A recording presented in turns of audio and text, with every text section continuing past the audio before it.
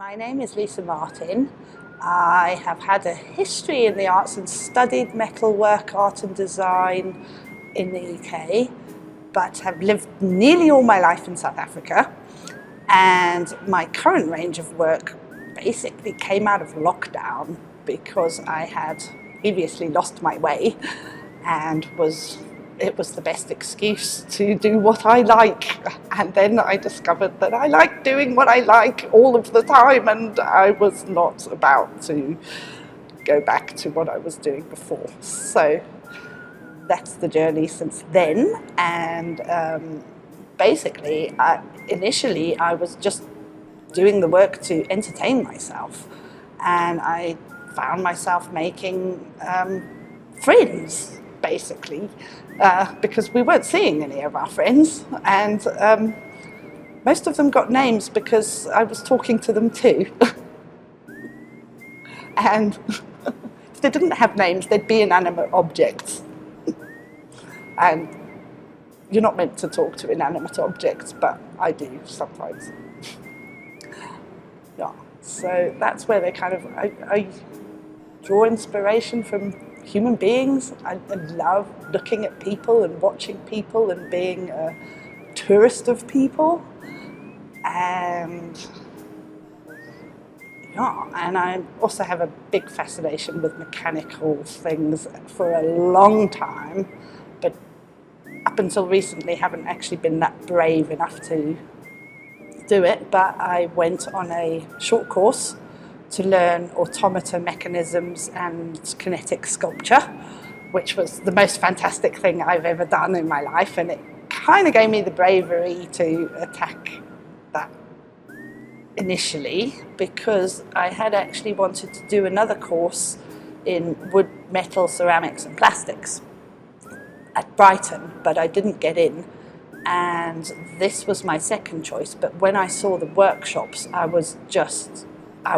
this is where I want to be, and so I chose to go to the metalwork course because they had the best workshops and the best machines and the best stuff.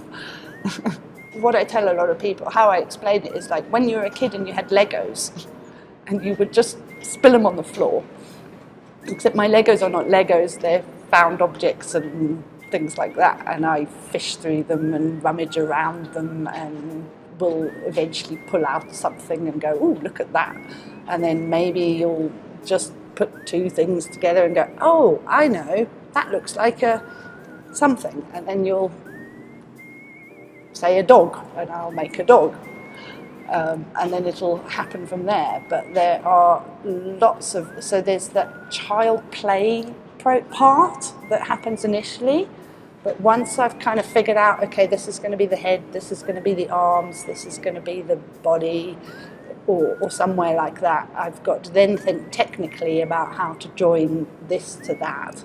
Some things might be made of tool steel, and I don't have the capabilities to drill through that. And so there's the technical process of working out how to put it together. So that excites that part of my mind, which is a kind of a different place to the playing Legos part. And then the other part is obviously the physical part of doing it. And sometimes your brain needs a rest, and so sanding a piece of wood nicely or something, or making something shine nicely, just switches my brain off for a while, and I guess that's like going to sleep for a while. But I need all three processes to sort of satisfy, and that's why I'm happy doing it, because it tickles every little corner of my head.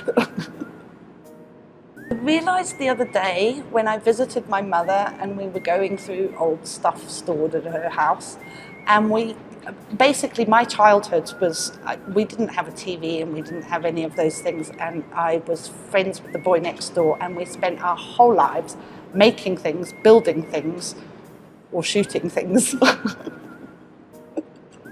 or making catapults to shoot things. and I still have a little press stick man that I made when I was about 8, and I came across it recently, And it suddenly occurred to me that I really have not changed since I was a child. I just have a few more responsibilities. My mother actually sent me to art classes, which from a very young age, which really was the beginning of knowing that that was something I loved doing. And my father was an engineer, and as soon as I could pick up something in his toolbox, I was in it. I've never been out of it. And I was also I'm a different generation, so I was the kid who did not want to do needlework, and I wanted to do woodwork with the boys, and they wouldn't let me. So out of school, I was hanging with the boy next door, and we were in the tools, and we used to make a lot of boats. Build things and build shelters and build and run up the hill and make bows and arrows, and we were constantly making things, constantly, either drawing or making things. Our favourite talkie game was to draw monsters on big pieces of paper and stick them outside people's doors and ring the bell and run away, and we thought that they were scared, but they probably thought it was funny. So yeah, I kind of spent my happiest childhood playing and making things. One of the nicest things I ever did was the guy, his hobby was metal detecting, and his wife got hold of some of the junk that he had found, and I made his piece using his own junk. And it's personal, and it's also, for me, as I don't have a TV and I generally don't consume any media really, except for the real people I meet.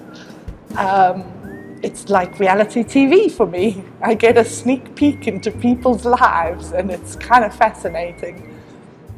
And it's also kind of humanizing as well, because we're all so similar, really, and we all kind of have the same basic needs. But there's always a quirky one or two lurking around.